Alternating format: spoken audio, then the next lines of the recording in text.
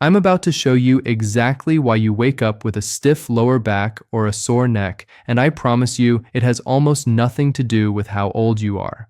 Most seniors accept morning pain as a normal part of aging, but in my experience with thousands of patients, the real culprit is a specific set of sleeping positions that mechanically torture the spine for 8 hours a night.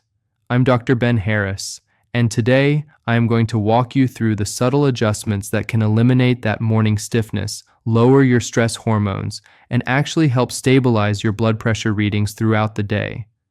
Most people do the right thing in the wrong sequence when they try to fix their sleep. They buy expensive mattresses or try complicated stretches, but they miss the foundational alignment of their body. I will show you the strongest adjustment you can make, the one that protects your spine the most. But first you have to understand the mistakes you are likely making right now. Ben came to see me because he was absolutely convinced he had developed severe arthritis in his neck, or perhaps something even worse. He was 72 years old, and every single morning for 6 months, he woke up with a dull, throbbing headache at the base of his skull and a feeling of dizziness that made him unsteady on his feet. He told me he was terrified that these were the warning signs of a stroke, or that his spine was simply crumbling away due to age. He had actually gone to his general practitioner, who prescribed him a muscle relaxer and told him to take it easy. But the pills made him groggy and didn't solve the morning pain.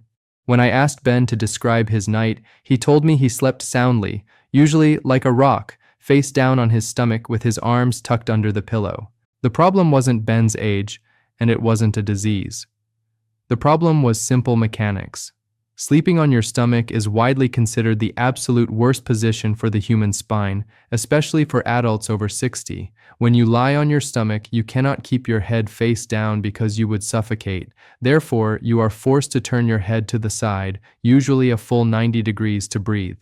Imagine standing up straight and looking over your shoulder as far as you possibly can until your chin hits your shoulder. Now imagine someone taping your head in that position and forcing you to hold it there for 7 or 8 hours. That is exactly what stomach sleeping does to your cervical spine. It compresses the vertebrae at the top of the neck and restricts blood flow through the vertebral arteries, which can lead to the headaches and dizziness Ben was experiencing. Furthermore, stomach sleeping flattens the natural curve of the spine. For many seniors, gravity pulls the heavier midsection down into the mattress. This forces the lower back into a state of hyperextension, arching it backward unnaturally. This compresses the facet joints in the lumbar spine. If you have any existing issues with stenosis or arthritis, stomach sleeping acts like a vice grip on those nerves all night long. This also has a direct impact on your internal health markers. Pain is a stressor. When Ben woke up in pain every morning, his body was flooding with cortisol, the stress hormone. Cortisol raises blood pressure and signals the liver to dump glucose into the bloodstream. If you are monitoring your blood pressure or your blood sugar, and you notice your morning numbers are consistently higher than your evening numbers, you have to look at the quality of your sleep and the amount of physical stress your body is under during the night. The fix for Ben was not medication. It was positional retraining. We needed to get him off his stomach. If you are a stomach sleeper, you know that simply deciding to sleep on your back is difficult because you will likely roll over unconsciously during the night. We used a technique I call the blockade method. I instructed Ben to place a firm pillow or a rolled-up towel vertically against his chest and stomach, almost hugging it. Then, he placed another pillow firmly against his back. This created a narrow channel that physically prevented him from rolling onto his stomach. It took about 3 weeks for his body to adjust. The first few nights were difficult, and he felt restless, but by the 4th week, the morning headaches were gone. The dizziness vanished. His neck had time to heal because it wasn't being twisted to the limit of its range of motion every night. If you sleep on your stomach, start this transition tonight. You do not need a fancy body pillow. Standard pillows from your linen closet will work perfectly. Lie on your side, whichever side is more comfortable, and pull a pillow tight against your chest. This mimics the feeling of pressure against your front that stomach sleepers crave, but it keeps your spine neutral. Your neck stays aligned with your back, and your lower back is not being dragged down by gravity. This supports steadier readings for both blood pressure and blood sugar because you are waking up in a neutral, calm state rather than a state of physical distress. Margaret was a 69-year-old retired school teacher who loved gardening, but she had stopped working in her garden because her lower back pain was becoming unbearable. She told me the pain was strange because it was at its absolute worst the moment she opened her eyes in the morning. She described it as a locking sensation, as if her lower back was a rusted hinge that refused to move. Interestingly, she noted that after she had been up for an hour, had her coffee, and walked around the kitchen, the pain would subside significantly. By lunchtime, she felt almost normal. She had convinced herself that her mattress was broken or that she needed a new one, even though hers was only 2 years old. Margaret was a soldier sleeper. She slept flat on her back with her legs straight out. While sleeping on the back is generally good for the spine, lying completely flat with legs extended can be disastrous for certain body types, specifically for seniors who have tight hip flexors. Here is what happens mechanically. There is a large muscle group called the iliopsoas that connects your thigh bone to your lower back vertebrae. Because we spend so much of our modern lives sitting, eating breakfast, driving, watching television, this muscle tends to become short and tight in almost everyone over the age of 50. When you lie flat on your back and straighten your legs completely, that tight muscle pulls on your lower spine. It drags the lumbar vertebrae forward, arching the lower back off the mattress. I asked Margaret to lie down on the examination table so I could demonstrate this. When she lay flat with her legs straight, I could slide my entire hand freely closer to the gap between her lower back and the table. Her spine was unsupported. It was bridging across that gap, meaning her back muscles had to stay tense all night to support the arch. They never got a chance to fully relax. That explains the morning stiffness. Her muscles were exhausted from holding her up all night.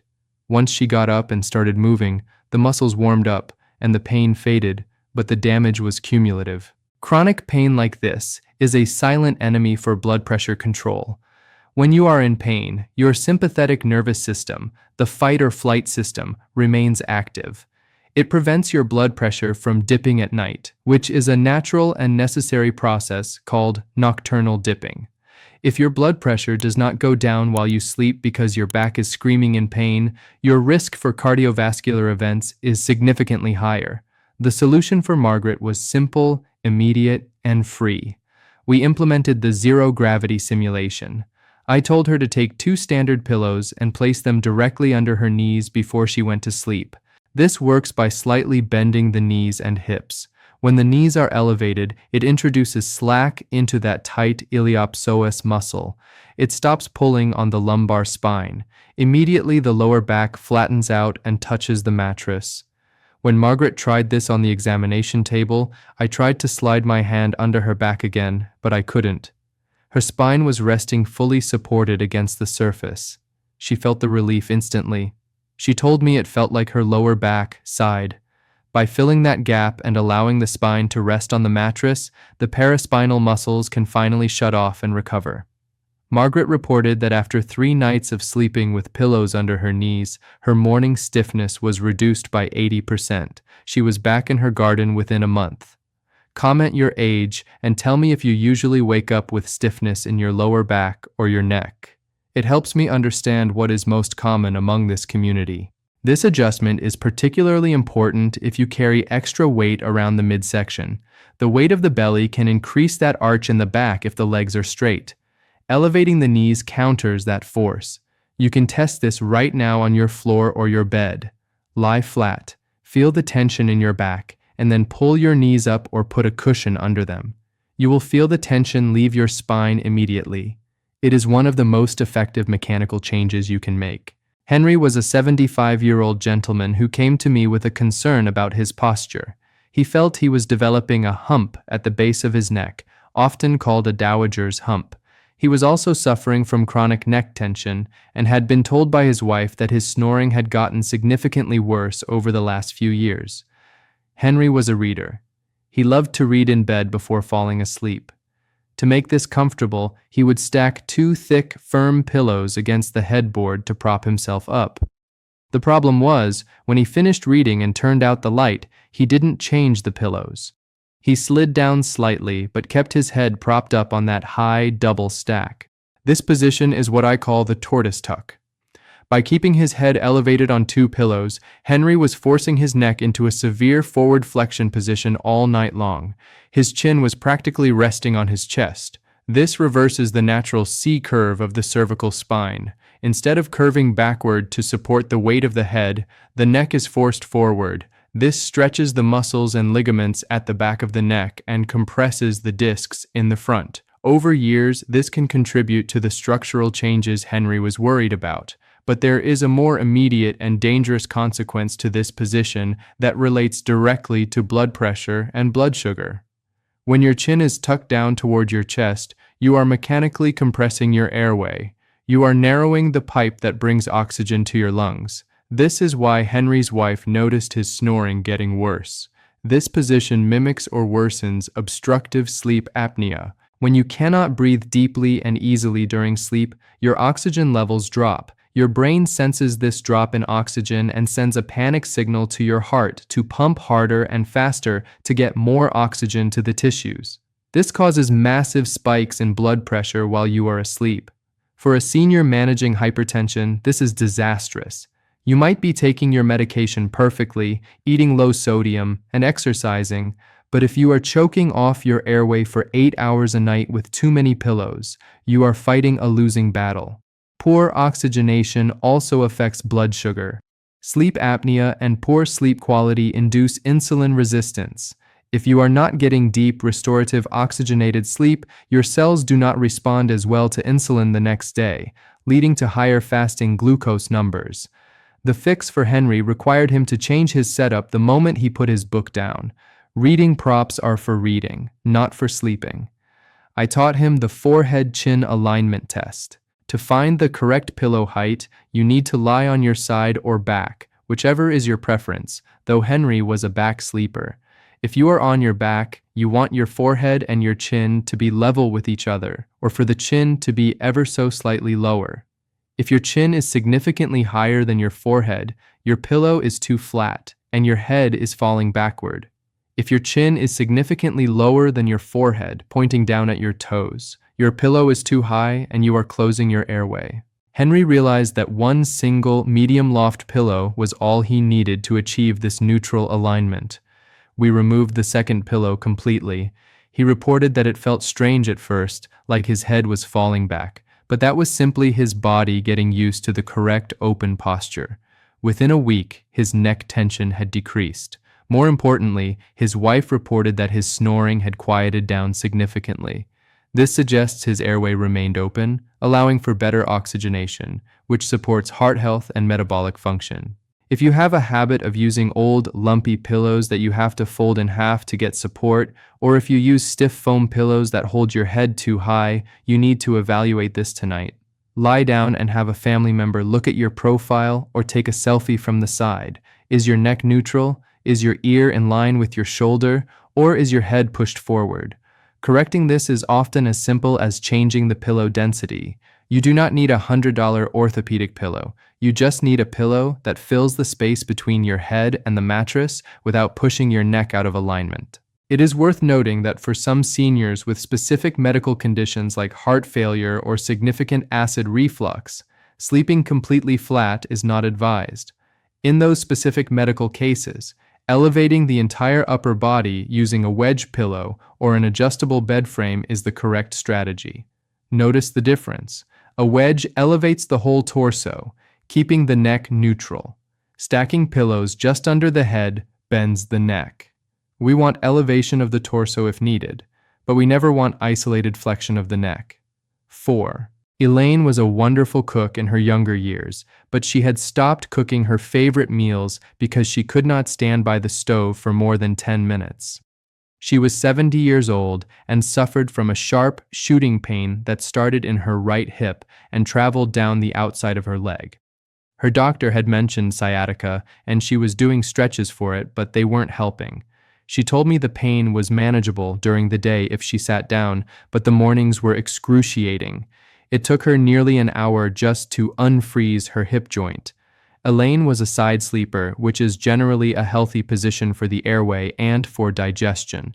However, she was making a critical error that I call the scissor leg.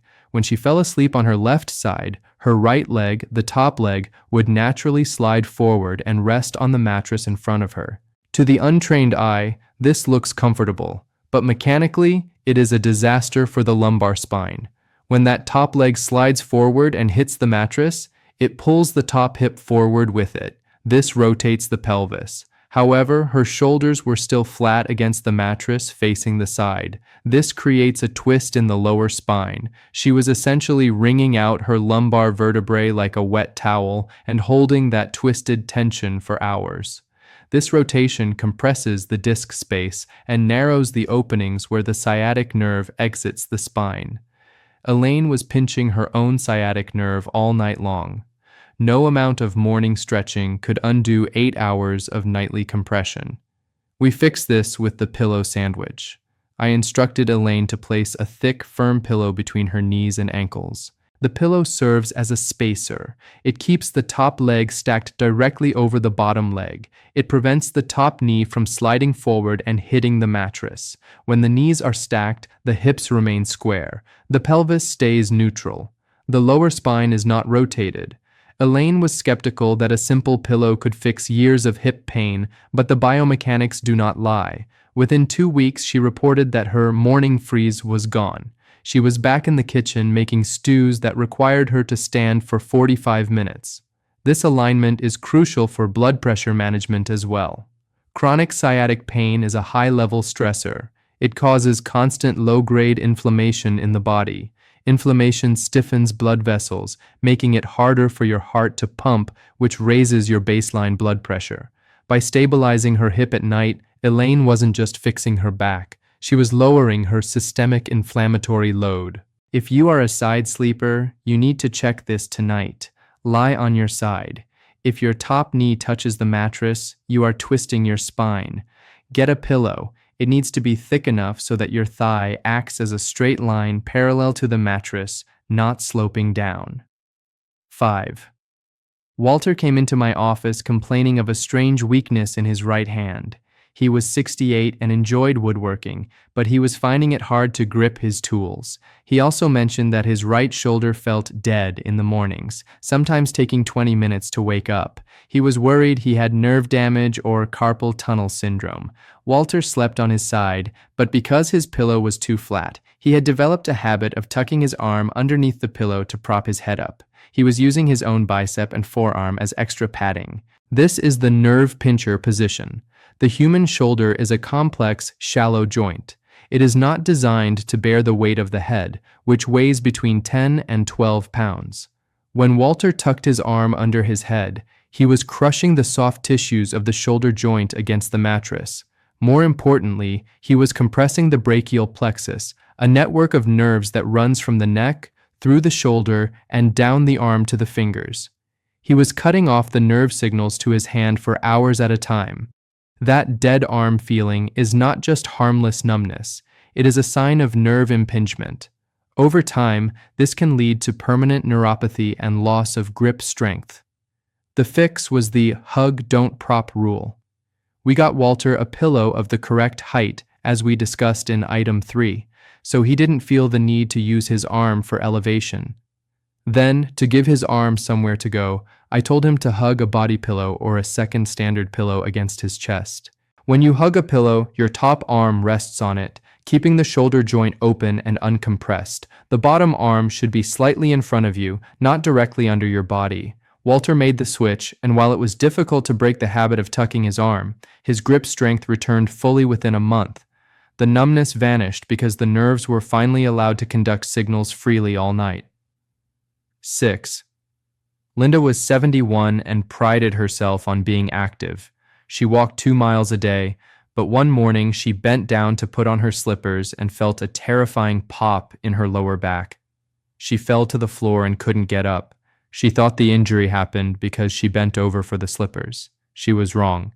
The injury actually happened 10 seconds earlier when she got out of bed. Linda used the spring-up method. When her alarm went off, Or when she woke up naturally, she would swing her legs out and do a quick sit-up motion to propel herself out of bed. She had done this her whole life, but as we age, our spinal discs change. Here is the science you need to know. Your spinal discs are like sponges. During the day, gravity squeezes water out of them. At night, when you are lying down, they soak water back up and rehydrate. When you first wake up, your discs are at their largest, fullest, and most pressurized state. They are also at their most vulnerable. If you do a violent flexion movement, like a sit-up or springing out of bed, while those discs are swollen with fluid, the internal pressure can cause the disc to bulge or herniate. Linda weakened the disc by springing up, and the simple act of bending for the slipper was just the final straw. We taught Linda the log roll technique. This is the only safe way for a senior to get out of bed. Step 1. While lying on your back, bend your knees. Step 2. Roll your entire body, shoulders and hips together like a log, onto your side. Do not twist. Step 3. Slide your legs off the edge of the bed while simultaneously pushing your upper body up with your arms. This method keeps the spine neutral. It uses the strength of your arms and the leverage of your legs rather than your lower back muscles to get you upright. There is a critical safety reason to do this slowly, related to blood pressure. As we get older, our baroreceptors, the sensors in our blood vessels that adjust pressure, get slower. If you spring up quickly, gravity pulls blood down to your legs before your heart can compensate. This causes a sudden drop in blood pressure called orthostatic hypotension. It is a leading cause of morning falls and strokes in seniors. By taking the time to log roll and then sitting on the edge of the bed for 30 seconds before standing, you allow your blood pressure to stabilize. You prevent that dizzy spell. Linda adopted the log roll and the 30-second sit, and she hasn't had a back spasm since. Another helpful step is to take a few deep breaths while sitting on the edge of the bed. This oxygenates the blood and prepares the muscles for movement before you demand they support your weight. 7. Joseph was 78 and did everything right. He slept on his back with a pillow under his knees. He used the correct pillow for his head. He did the log roll. And yet, he still woke up with a dull ache in his mid-back every single morning. He was frustrated because he felt he had followed every rule. I asked Joseph about his mattress. He told me it was a high-quality mattress that he had bought 15 years ago. He rotated it occasionally, so he thought it was fine. This is the hammock effect. Even the best mattresses degrade over time. The foams break down, and the springs lose their tension. This usually happens slowly, so you don't notice it from one night to the next. But eventually, the mattress begins to sag in the middle, right where your hips are heaviest. When you lie on a sagging mattress, your hips sink lower than your head and feet. Your body is essentially in a hammock shape. This forces the spine into a constant, subtle curve. Your muscles try to fight this all night to straighten you out, leading to muscle fatigue and morning pain. Joseph couldn't afford a brand new mattress immediately, so we used a temporary fix. I told him to get a sheet of plywood and place it between the mattress and the box spring, right under the area where his hips rested. This firmed up the support base instantly. It prevented the mattress from bowing in the center. The next week, Joseph told me the dull ache was gone. His spine was finally neutral. To check if you have this issue, take a broomstick or a long piece of string and lay it across your bed. If there is a visible gap between the stick and the mattress in the center, your bed is failing you. Robert was a 74-year-old retired engineer who approached his health with the same precision he used to apply to building bridges. He tracked everything: his sodium intake, his steps, and his medication schedule. Yet, he came to me because he was battling a condition that is incredibly common but often misdiagnosed as simple aging. He called it the morning freeze. Every single morning, it took him 45 minutes of hot showers and stretching just to get his shoulders and lower back to move fluidly. He felt like the Tin Man from The Wizard of Oz before he got his oil. His blood pressure was also persistently high in the mornings, often 150/90, despite him taking his medication the night before. Robert believed that sleeping in a cold room was healthy. He had read somewhere years ago that a cooler room promotes deeper sleep, so he kept his thermostat set to 62 degrees and often left a window cracked open, even in autumn. He thought he was optimizing his rest, but he was actually sending his body into a state of thermal panic. While it is true that a room that is too hot disrupts sleep, a room that is too cold for a senior body creates a biological disaster. As we age, our ability to thermoregulate, to keep our body temperature stable, declines. When Robert slept in that 62-degree air, his body temperature dropped too low. In response, his sympathetic nervous system kicked into overdrive to preserve heat. This triggered two specific mechanisms that ruined his morning. First, his muscles entered a state of low-grade, constant tension, essentially a microshiver, to generate heat. He was unconsciously tensing his trapezius and lumbar muscles for 8 hours straight. That explains the stiffness. He wasn't stiff because he was old, he was stiff because he had been running a marathon of muscle tension while he dreamed. Second, and more dangerously for his heart, the cold caused vasoconstriction. His blood vessels clamped down to keep warm blood in his core and away from his skin. When your blood vessels narrow, the pressure inside them skyrockets. Robert was losing his nocturnal dip, the healthy drop in blood pressure that should happen during sleep. Instead, his pressure was staying high all night to fight the cold. This is a known risk factor for morning strokes. The fix for Robert was finding the thermal sweet spot. We adjusted his room temperature to 68 degrees.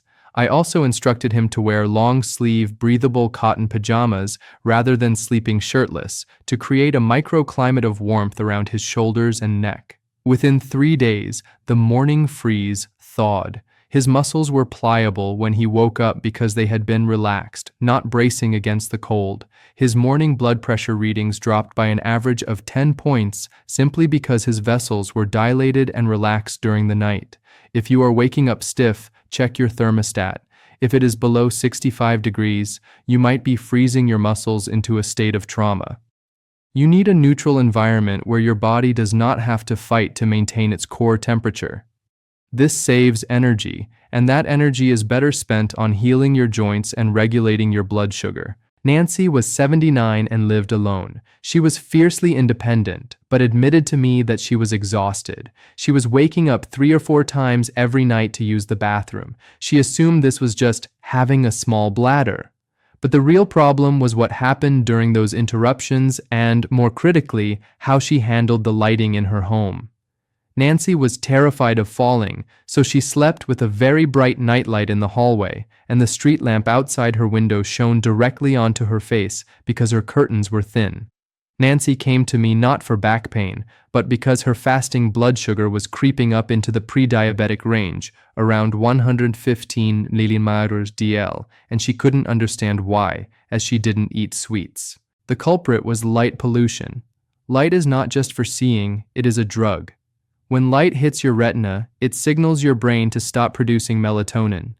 Melatonin is known as the sleep hormone, but for seniors, it is also a powerful metabolic regulator. Melatonin helps control how your pancreas releases insulin. Because Nancy was sleeping in a room that was never truly dark, and because she turned on bright bathroom lights during her nightly trips, she was chronically suppressing her melatonin. Her brain thought it was daytime all night long. This raised her cortisol levels. Cortisol is the enemy of insulin. When cortisol is high at night, your blood sugar rises and your cells become resistant to insulin. She was developing metabolic issues while she slept simply because of light exposure. Furthermore, the bright light during her bathroom trips woke her brain up fully, making it hard to fall back asleep. This fragmented sleep prevented her from reaching the deep restorative stages where the body repairs tissue and cleans plaque from the brain. We implemented the blackout protocol. First, Nancy bought simple blackout curtains to block the street lamp. Second, we replaced her bright hallway nightlight with a motion-activated amber-colored light. Amber or red light does not suppress melatonin the way blue or white light does. Third, I advised her to limit fluids 2 hours before bed to reduce the bathroom trips. The results were fascinating. Nancy's sleep became continuous. She reported waking up only once instead of 4 times, but the victory was in her blood work. After 6 weeks of sleeping in true darkness, her fasting blood sugar dropped to 98 mmol DL. Her body finally had the hormonal darkness it needed to process glucose correctly. Comment below and tell me, is your bedroom pitch black, or do you have lights from electronics and street lamps creeping in? If you have a digital alarm clock with bright red or blue numbers facing you, turn it to the wall tonight. That small amount of light can be enough to keep your nervous system in a state of alert, preventing the deep relaxation your back muscles need to unknot themselves. James was a 70-year-old gentleman who loved his routine. Every night, he would apply a moisturizing cream to his feet because of dry skin, and then he would put on a pair of thick socks to keep the cream from getting on the sheets. He also wore pajama pants with a snug elastic waistband. He came to see me because he was suffering from swelling in his ankles, edema, and frequent night cramps in his calves that were so painful they would make him jump out of bed screaming. He thought he needed more potassium. He was eating 3 bananas a day, which was actually spiking his blood sugar, but the cramps persisted. The issue was the elastic tourniquet. As we age, our venous return, the ability of our veins to push blood from the feet back up to the heart against gravity, becomes weaker. The valves in the leg veins don't work as well. James was wearing socks that had a tight elastic band around the ankle and pajama pants that dug into his waist. Mechanically, he was creating 2 choke points. The socks were restricting the superficial lymphatic drainage and blood flow in his feet, causing the fluid to pool and swell. The tight waistband was compressing his abdomen, which increased intra-abdominal pressure and made it harder for blood to flow back to the heart. This stagnation of blood is a primary trigger for nocturnal leg cramps. It's not always a vitamin deficiency. Often it is a circulation restriction. This also impacts blood pressure. When fluid is trapped in your legs, your heart has to pump harder to move the rest of the volume. It creates resistance in the system. The fix was the loose and free rule. I told James to switch to diabetic socks, even though he wasn't diabetic, because they are designed with 0 compression at the ankle, or better yet, to sleep with bare feet if the temperature allowed. See item 8. For his pajamas, we switched him to a drawstring bottom that he kept very loose, or a nightshirt that had no waistband at all. The very first night he removed the constriction, he slept through without a cramp. The ankle swelling, which he had lived with for years, reduced by half within a week. His blood flow was finally unimpeded. If you wake up with deep indentations on your skin from your socks or your waistband, your clothes are too tight. You are fighting your own circulation. Your sleepwear should be loose enough that it essentially floats on your body. If it leaves a mark, it is raising your blood pressure and starving your muscles of oxygen. Patricia was 72 and she had a morning ritual she loved. She would wake up, walk immediately to the kitchen, and brew a strong pot of coffee. She wouldn't eat or drink anything else until she had 2 cups. However, she was experiencing severe dizziness when she stood up, orthostatic hypotension, and her mid-morning blood pressure readings were alarmingly erratic, sometimes very low, sometimes spiking very high. She also complained that her lower back pain was dull and deep, feeling like a toothache in her spine. Patricia was falling into the thirst gap. You lose a significant amount of water while you sleep, through breathing and sweating. You wake up in a state of mild dehydration. Your blood is literally thicker, more viscous in the morning than at any other time. This makes it harder for the heart to push it through the vessels, which is why heart attacks are most common in the early morning hours. Furthermore, your spinal discs are hydraulic. They need water to reinflate and maintain their height and cushioning. By drinking coffee first, which is a diuretic, Patricia was dehydrating herself further. She was pulling fluid out of her body when her spinal discs and her blood volume were screaming for hydration. Her thick blood was causing the blood pressure volatility, and her dehydrated discs were failing to cushion her nerves, causing the back pain. We instituted the 10-ounce rule. Before Patricia was allowed to have her coffee, she had to drink 10 ounces of warm water. I say warm because ice-cold water can shock the stomach and cause mild cramping in seniors with sensitive digestion. This simple act of rehydration does 3 things. 1, it thins the blood, reducing the workload on the heart and stabilizing blood pressure. 2. It provides the raw material for the spinal discs to hold their hydration, offering better shock absorption for the back. 3. It wakes up the gastrointestinal tract gently, preparing the metabolism for food, which helps blunt the blood sugar spike from breakfast. Patricia placed a glass of water on her nightstand every night, so it was there the moment she woke up. After 2 weeks, her dizziness spells stopped completely. Her back pain shifted from a deep ache to a mild stiffness that resolved quickly. If you are a senior, you cannot afford to start your day in a dehydrated state. Your biology is too fragile for that. Water is the lubricant for your joints and the transport system for your medication. Prioritize it before caffeine. Thomas was 76 and lived in a retirement community.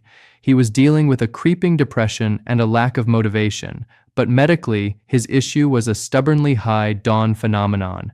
His blood sugar would rise sharply at 5 a.m. and stay high until noon, even if he didn't eat. He spent his mornings in his recliner, often with the blinds closed, watching the news in a dim room until lunchtime. Thomas was making the light blocker mistake. Human biology is ruled by circadian rhythms. When you wake up, your body is looking for a signal that the day has begun. That signal is bright light. When light hits your eyes, it triggers a pulse of cortisol. This sounds bad, but in the morning, a short, sharp spike of cortisol is actually healthy. It's called the cortisol awakening response. It mobilizes glucose for energy and then clears out. Because Thomas stayed in the dark, his body never got the start signal. His cortisol didn't spike and clear. Instead, it trickled out slowly and stayed elevated all morning. This chronic, low-level cortisol kept his blood sugar high for hours. It also failed to trigger the production of serotonin, the happy hormone, which explains his low mood. The fix was the sunlight seek.